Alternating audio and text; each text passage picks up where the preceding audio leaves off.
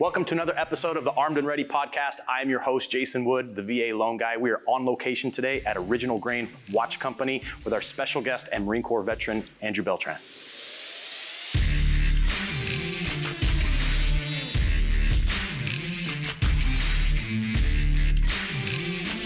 Thanks for stopping by another episode of the Armed and Ready podcast. I'm your host, Jason Wood, the VA loan guy. Special guest with us today, Andrew Beltran, Marine vet and entrepreneur. Thank you, man. Thanks for being on the show, man. Yeah, thanks for having me. Awesome to have you. Yeah.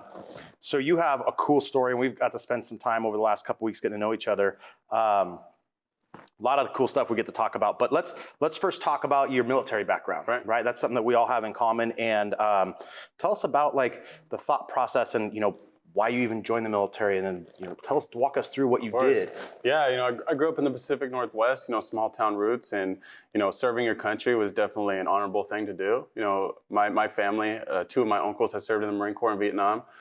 So it kind of runs in tradition for at least, one of us to serve. And my grandfather served as well. That's actually how we got citizenship here in the U.S. From Mexico. So it's just definitely in my family roots and heritage to serve. And so, when 9/11 happened, things of that nature, it was like, wow, like this is something that I want to stand by and stand up to. And so I joined the Marine Corps, field radio operator, originally with 9th Com, deployed with the 11th MEU. So it's, just like that was like my transition from civilian to Marines, and that's kind of how my journey began, right? When did you get in the Marine Corps? 2009. So it was 9 to 13. So I served then. Was able to obviously transition into entrepreneurship. But yeah, it was definitely a memorable time in my life and something I always go back to, right? It's like things you don't forget and lean on for strength, Totally. Yeah. So any cool deployments? Did you get to go anywhere, see any part of the world? Yeah, I was all over the Middle East. We had hit about 12 countries. The first half of our deployment, it was more, I guess you could say foreign ally training, and then we did the rest of our deployment kind of combat operations throughout the Middle East. We hit about 12, 13 countries, got to see the entire world. I felt, from being from a small town, it was like, wow, this is what people probably join for, is to get away and to experience so many different things. So, very lucky to have experienced what I did and to be back here in the States. I came back with such enlightenment for what the world could look like, or and feeling very blessed to be from the United States and to see all the opportunity that was in front of me just by sheer being a citizen here. Right. So I really took a lot of those learnings and just used it as fuel, and to like, all right, we can do anything because there's so many things. There's so much inspiration here in the States. So I'm very blessed to have that experience.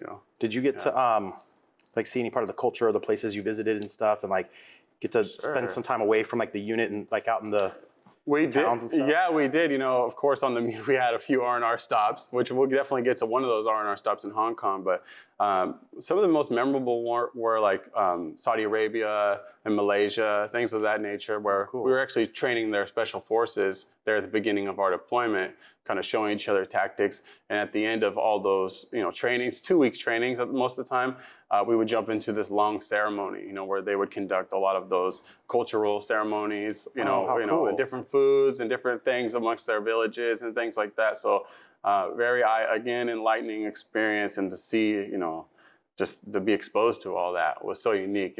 Again, coming from a small town, that was probably not ever going to happen, had I not joined the Marine Corps. So well, that's cool. I mean, you probably don't hear much about that from like military guys and their travels, right? Is that part, like the cultural piece, and so that's really cool. Totally. Any like weird foods or things? Every stop of the way, right? It was like, big snakes in Malaysia, camels in Saudi Arabia, Oman. I don't even remember what we were eating in Oman, but, always, we'd have those ceremonies and they would kind of dine us, because we had just done all this training.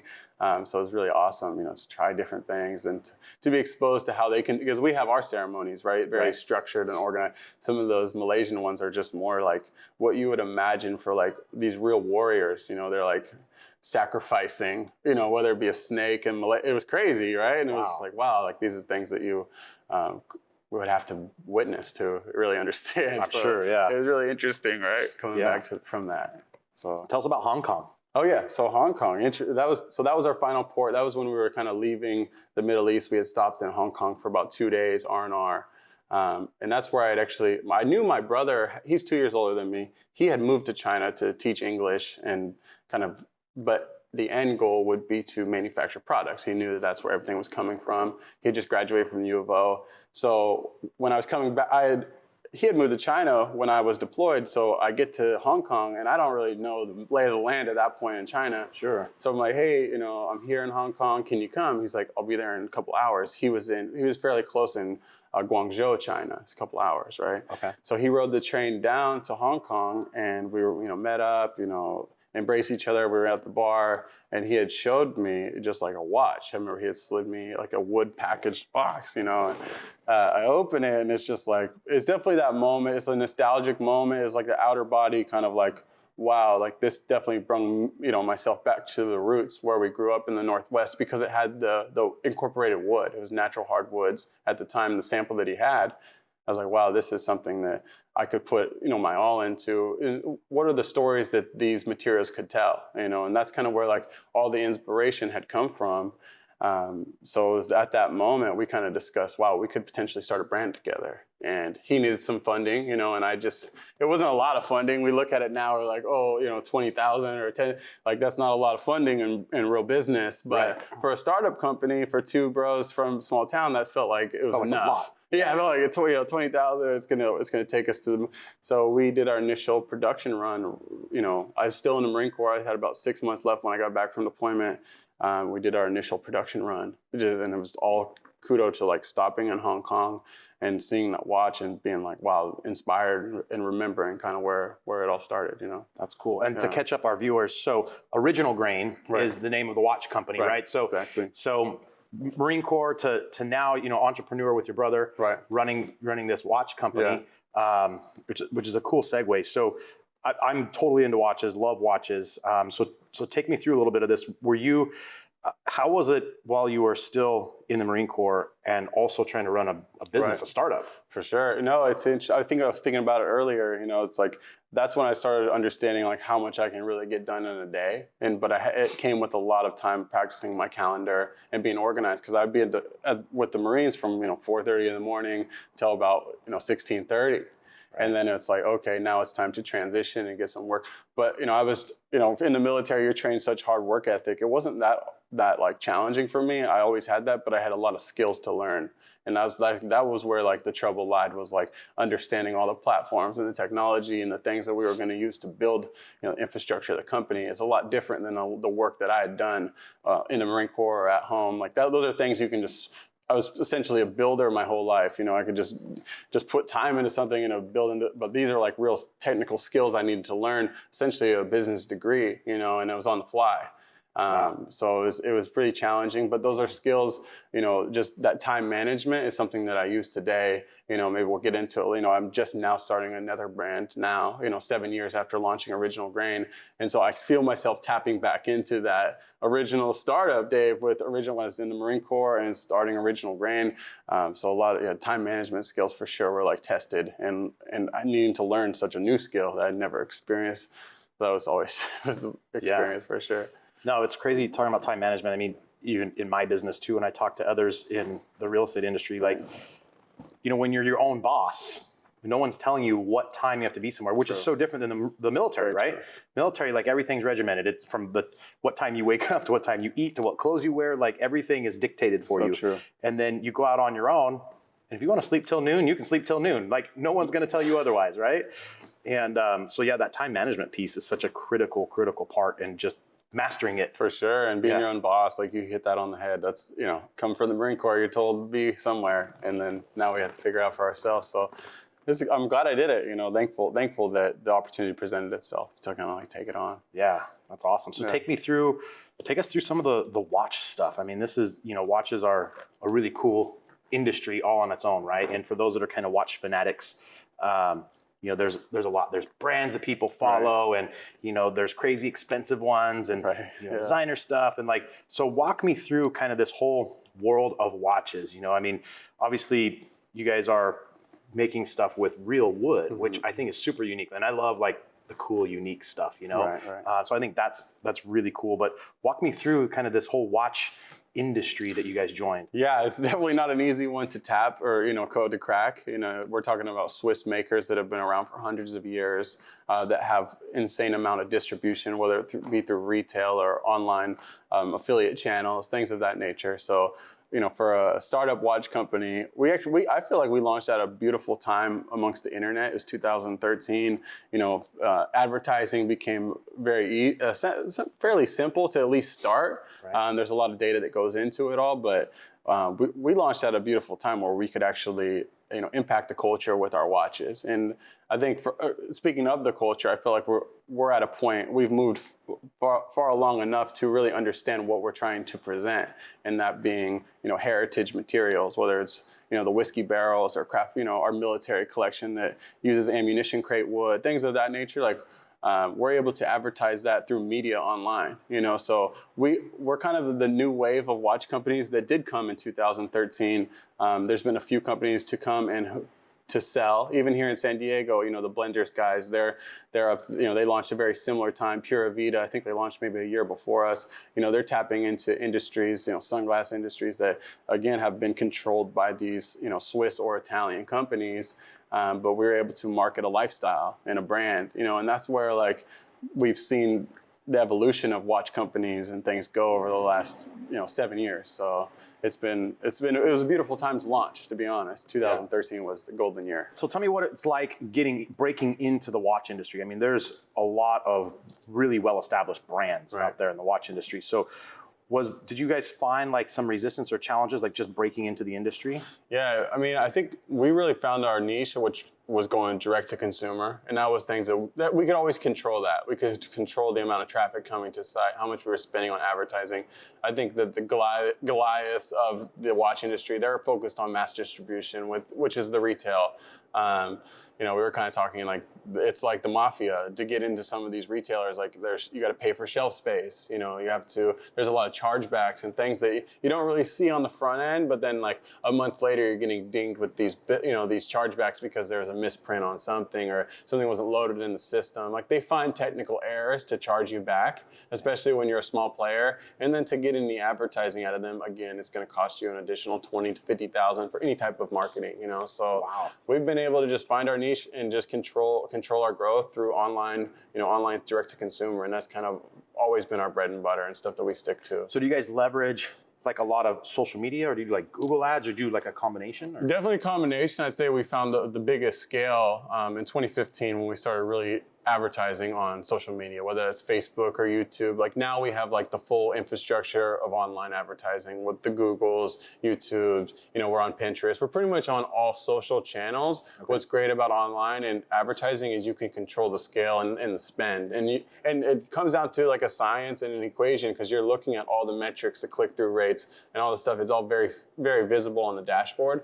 So that's how we're able to kind of control our growth, and maintain profits and things like that, more than we can control with some of these other, more traditional channels that the Monsters, the Omegas and Rolexes were like kind of have taken over, Yeah, they have like a foothold. Yeah, exactly. So have you noticed, like I do a lot of social stuff. Have you noticed like advertising on social media, like different channels, it's like if you get to a certain level of spend, like then you see like a ROI difference? Or have you noticed anything kind of like that? Like if you're like Google ads, you got to spend X and then finally you start seeing some return, or you can go cheap over here, or... That's a great question. I think that, when we started, we were just we started with small budgets, and I think what's another kind of back to what I was saying, the beauty of online marketing is you can scale it, and I don't think that there's too much of a tipping point. I think that we definitely see a drop off in our return, like after, I would say, 5,000 in ad spend a day on like certain channels. Gotcha. Like we'll see a drop off like during like slow seasons.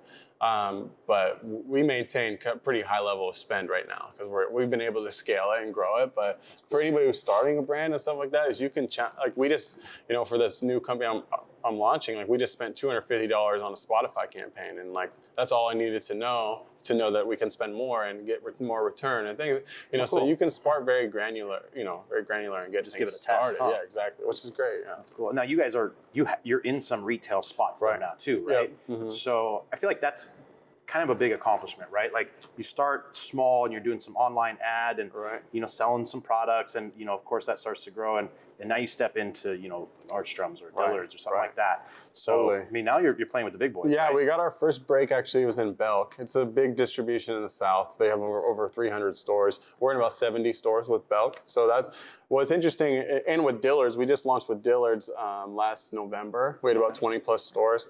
And we saw like within a month, like the awareness is there. As much as we want to say retail is kind of dying and like a challenging kind of sport to jump into, is Houston and Dallas, Austin, like those cities became some of our best cities online. Oh, really? So we know that is kind of that full circle of awareness and advertising. It definitely plays to that. So we're trying to kind of like just control it a little bit better than what we did with Belk. We grew really fast with Belk and we had a lot of hard lessons to learn from the chargebacks and like just things that like we just weren't prepared for with POP and merchandising teams. And like, it's definitely like a whole another section of our business. Whereas like we have, right now we have around 10 people working for us in-house and it's all dedicated to online. Like if I really want to take retail distribution real seriously, I probably need to have like a secondary retail team. And that's what people do begin to do. And probably will be something we do once we can break into like a few more channels. Right now I'm kind of managing it, but I think that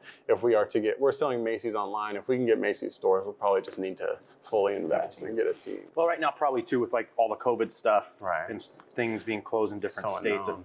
It's kind of an unknown right now, right? Like where it's going to head. Exactly. So online is your best shot for the immediate time being, right? Right. So we've been able to hook up with all those guys online, Nordstrom's Rack and Macy's online, and just kind of control it that way for now. Nice. So nice. So tell me about like just watches and like your learning curve with watches. I know like kind of being a fan of watches, there's the weights and there's the mechanisms. Is it Swiss made? Is it chronograph? Is it, so tell me about that learning curve and understanding that. I think as we launched the brand, we were using pretty standard movements, Japanese Miyota movements, quartz movements, which you're going to see in all your Nixon watches, and kind of your $150 to $350 price point. And that's the price point we had been playing in for the first 5 years of the company. In 2019, we brought on a designer from Movado. So he came over, to work for Original Grain full time. And he's got this Swiss background, and he was able to really kind of educate us on like what's really driving the value for watches. Because at the end of the day, if it's not gold plated, like real gold, or like floss with diamonds, right. It's what's inside. It's the engine inside, and it's the movement and the internal workings of the watch is what really drives the value, because that's what's going to keep the watch, obviously keeping time for forever. And that's the watch that you can really pass down generationally, and so we've had to learn a lot and just understand like, oh, this is the value we want to bring to the customer. And that's what we're starting to do with our collections. We have kind of our heritage collection, which is more affordable and obviously offers the unique stories, but we're starting to tap into more of kind of like affordable luxury. I wouldn't say we're a luxury brand, but we're tapping into real Swiss movements that, Movado is working and Omega is like testing as well, like amongst their cheaper collections. So we're starting to learn a lot about how to bring like real like timekeeping and value, and like our new pilot collection has like the fourth hand, it's a GMT hand, like all these things that people aren't really doing, especially in our price point, and you'd say with our brand category. But we think that we can cater to both customers and kind of like build out our brand that way. Yeah, that's cool. So being a military guy, I know, you've told me a little bit, but let's tell the audience here a little bit about like some of the military influenced watches. Like I know you picked up some old like aircraft parts, and I know you're using like some different woods from like ammo crates and things like that. So tell us a little bit about like the military side of the watch collections. It's been so fun. We were able to get in the Naval Exchange in 2016 or so, just a few test stores, but it really kind of started piquing our interest for like military grade watches and having the servicemen and women wearing them.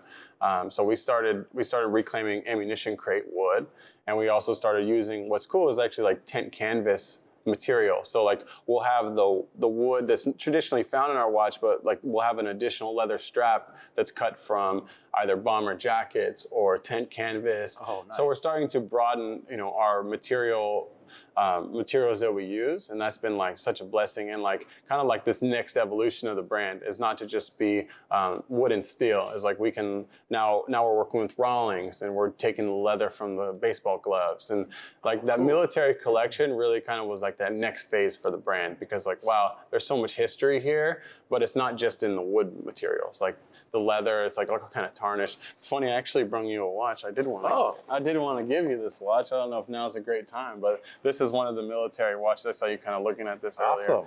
So this is also this box, is this from that kind of work? Yeah, it's kind of the ammunition crates, you know, the original crates. And then like here, the wood, you can see, I don't know if the viewers can see it, but it's like very tarnished. You know, we like to say like, if these materials could talk, like what are the stories that these materials could tell? Because you can just see that, you know, these pieces of wood have definitely been there exposed to the front line, and have just like been through a lot, you know, so. That's awesome. Super unique storytelling with that. Actually, the dial of the face is actually old brass, you know, from the shells and whatnot. Really? So we've used artillery shells as well as ammunition shells on the face of the dial of the watch, which is so, you know, very unique. Like, we're definitely going the extra mile with how we produce these watches. And this, I don't know if you can see it on the camera, but this is kind of like an army green. Almost, right. Right. Yeah. Exactly.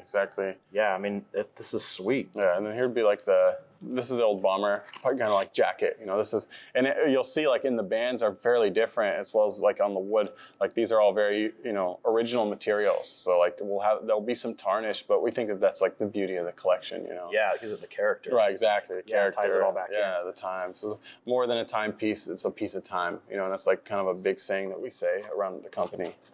That's really cool.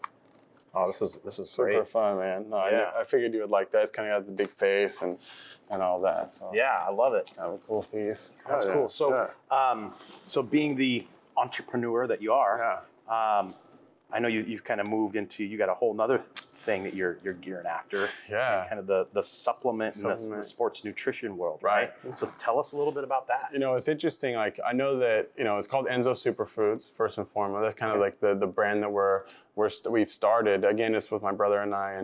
And it's interesting, like how the military actually has played in kind of unknowingly. It's like the challenges that you go through at the time that you don't know, like how much that's building your character. And when I had gotten out of the military, I suffered from a lot of injuries. I suffered from a lot of pain, depression, PTSD, things of that nature that were really kind of holding me back there for years. Even though I was so focused with Original Grain, you know, personally, I was struggling, you know, inside. People wouldn't probably know that about me.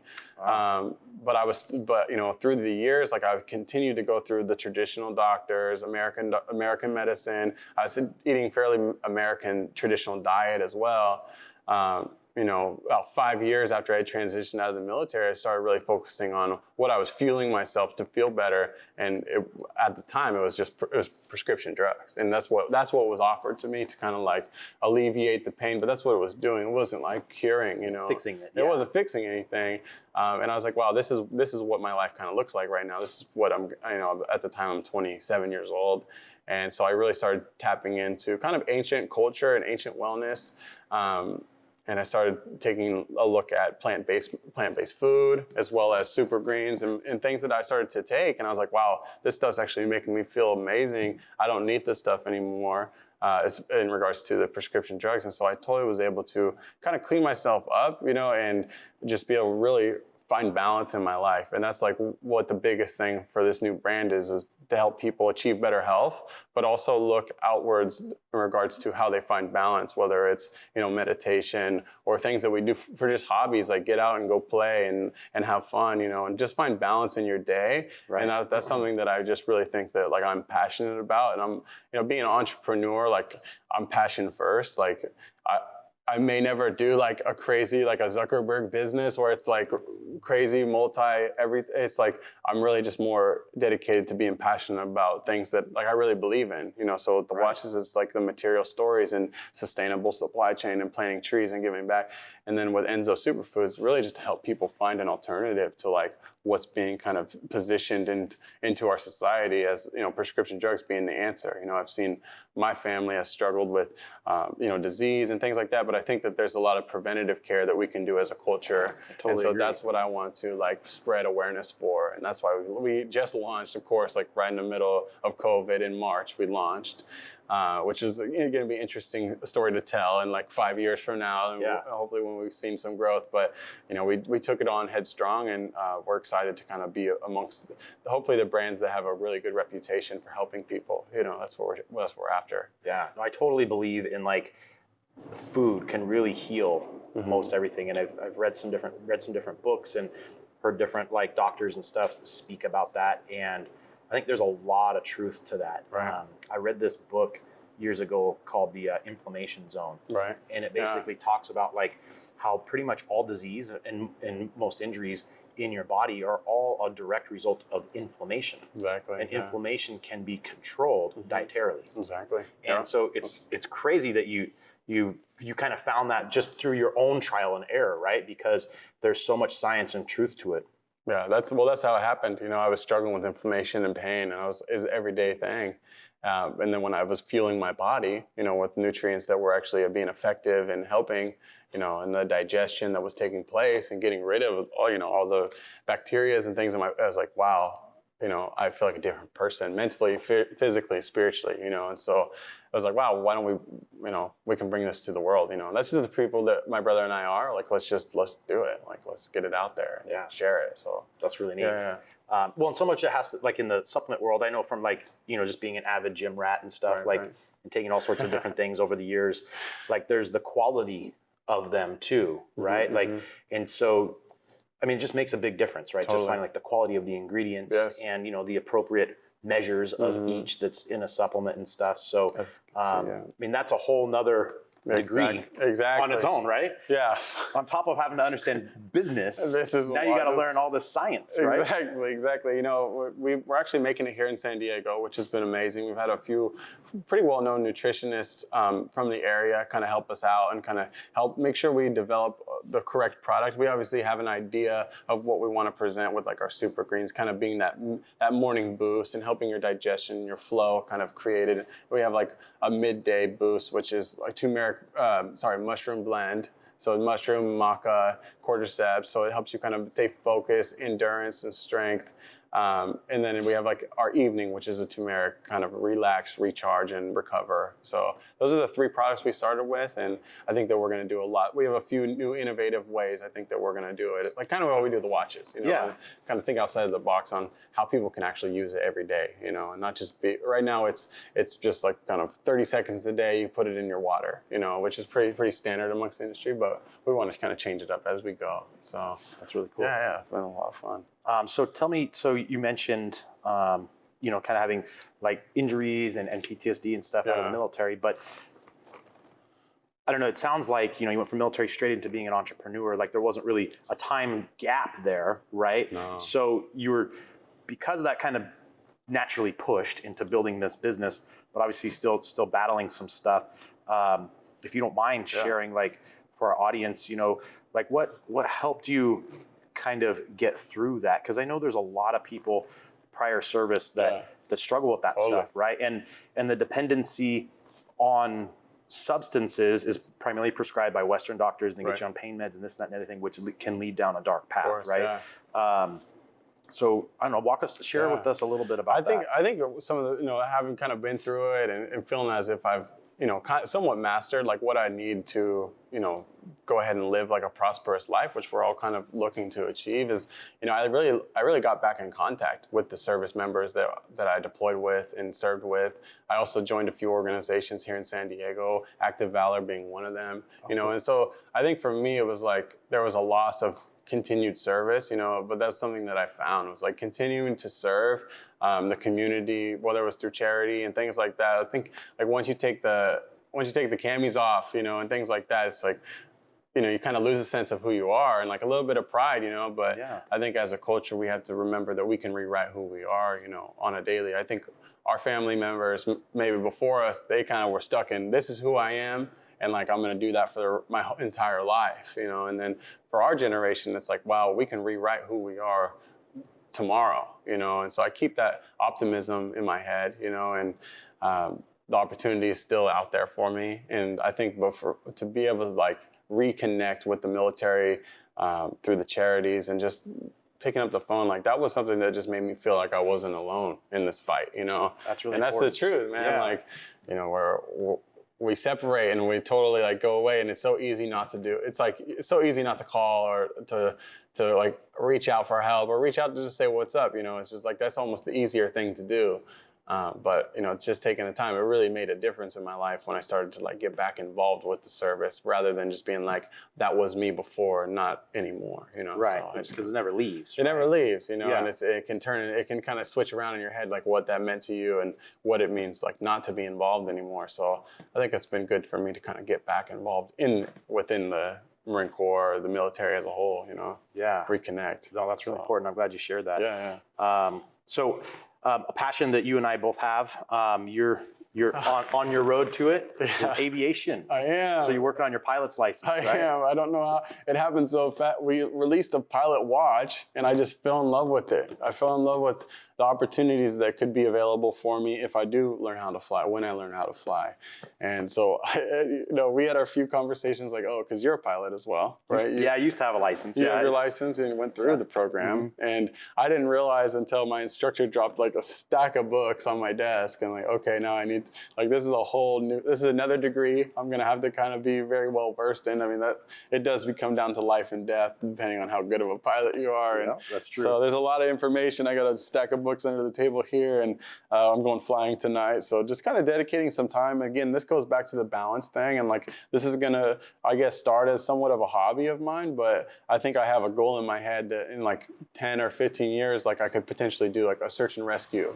And that would be something that I would like to transition into at some point in my life, you know. So I always have these goals kind of set along with mixed in with the hobbies, you know. But so aviation is something, yeah, I'm excited. I'm sure you did a few fun trips and got to bounce around. Yeah, I've done a few fun trips, and it's interesting flying in a small plane. Yeah, you know, I mean, I never took physics in school, right? But flying in a small plane, you get a real good feel for physics fast, right? And just how it works and how lift works and all that stuff. And then you can feel it. Like when you're at the controls of a small airplane, you can feel all those forces of nature like working, right? Mother Nature. Wind and turbulence and, you know, all that stuff. Exactly. So yeah, it's really, really cool. It's a ton of fun. A lot of freedom. I think there's a little bit of fear there too, you know, because your life was in your own hands. Your life is in your hands, right? You know? The first day when I was with my instructor, we were going like 100 miles an hour, right? And then he just kicks it down to 15 miles. The engine's going like 15 miles an hour, and then he's like, "And we're gonna drop," you know, and we're. And he kicks the engine back on after, but he's like, "How does that make you feel?" You know, like you start to learn those senses, like how are you going to react? You know, like you need to be able to react, like when the engine cuts or when you're going through the turbulent weather and the weather shifts, and especially if you're flying to a destination. So a lot of those like sensations are like something I'm like excited, you know, so it's a thrill. So I'm really excited to kind of learn more. I'm here step one, you know, so I think it'll take me a while to kind of like complete it, but I want to go all the way through. I want to make sure that I have some of the additional credentials so that I could fly people like commercially or, you know, charter planes and stuff. Like that's the goal. So, yeah. Once you get into it, there's there's so many different levels, right? Exactly. So you'll get into, you know, I don't know if you have yet and worn the hood. But that's when you really get to learn how to trust your instruments. Yeah. And you don't have the visibility in front of you, and that's a whole nother level. I know. And dang. Yeah, that was an awkward feeling at first, but exactly. You know, it's neat. Like, I don't know, you can feel like when you're flying over water versus land and stuff like that, you can feel how the airplane reacts. Sure. And it's pretty cool. I mean, it's a great learning experience, but a lot of freedom in it too. Exactly. A lot of freedom. I love the community too. Like speaking of culture and things like that, like I swear every pilot kind of knows each other, and they obviously know the different just like tricks of the trade, and it's kind of like a good old boys club, you know, and like you can get like good deals on certain things or where you land. And so like I really embrace that type of community too. So, you know, aviation is like, I think going to be like a crazy future thing that like maybe more attainable for people. So yeah, I'm excited to kind of get into it now. It's fun. Yeah, it's a cool community.